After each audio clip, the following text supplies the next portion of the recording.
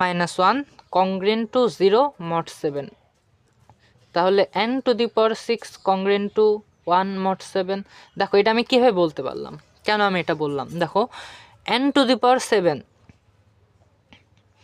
-1, 7 কিন্তু একটা prime number আর n তো একটা পূর্ণ সংখ্যা, তাহলে n⁶ -1 কি n⁶ না? এটা সমান সমান n⁶, এটাকে n⁶ -1 আকারে লিখলাম। তো এটাকে যদি আমি 7 দিয়ে ভাগ করি, mod 7 অলওয়েজ দেখবা ভাগশেষটা আমি 1 পাবো। তো আমার তো এখানে ছিল, তাহলে n⁶ -1 কংগ্রেন্ট টু 1 mod 7, তাহলে n⁶ কংগ্রেন্ট টু 1 mod 7, তাহলে n⁶ -1 কংগ্রেন্ট টু 0 mod 7। এটা মানে কি? এটার মানে হলো যে এই সংখ্যাটা 7 দ্বারা নিঃশেষে বিভাজ্য, তাহলে এটা 7 দ্বারা বিভাজ্য হবে।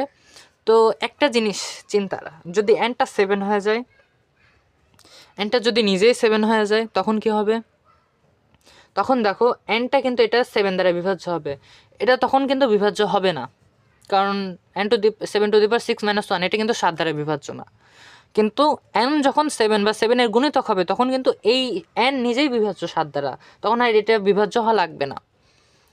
তো এখান থেকে আমরা কি বলতে পারি যে এই পুরো সংখ্যাটা এটা 7 দ্বারাও বিভাজ্য।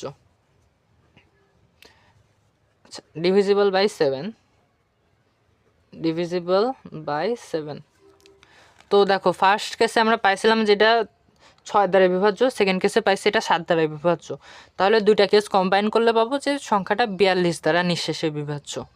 এটা যে কোনো n এর জন্য সত্যি, চেক করে দেখতে পারো, দেখবো যে 42 দ্বারাই সর্বোচ্চ 42 দ্বারা বিভাজ্য হবে যে কোনো n এর জন্য।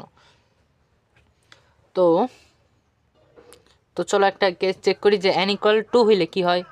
n = 1 হলে দেখবা যে পুরাটা 0 আসছে, মানে 1 × 1⁶ - 1 এটা 0 আসে, তো এটা 42 দ্বারা বিভাজ্য। 2 হলে কি হয়, 2 হলে 2 × 2⁶ - 2 = এটা আসে 2 × 2⁶ মানে 64 - 2, 64 - 2 62। এটা কি 42 দ্বারা বিভাজ্য?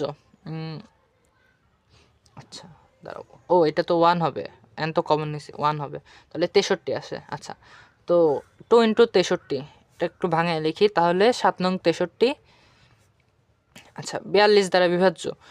তো 7 দুগুণে 14, 42 কি থাকে 42-এ, 2 × 3 × 7।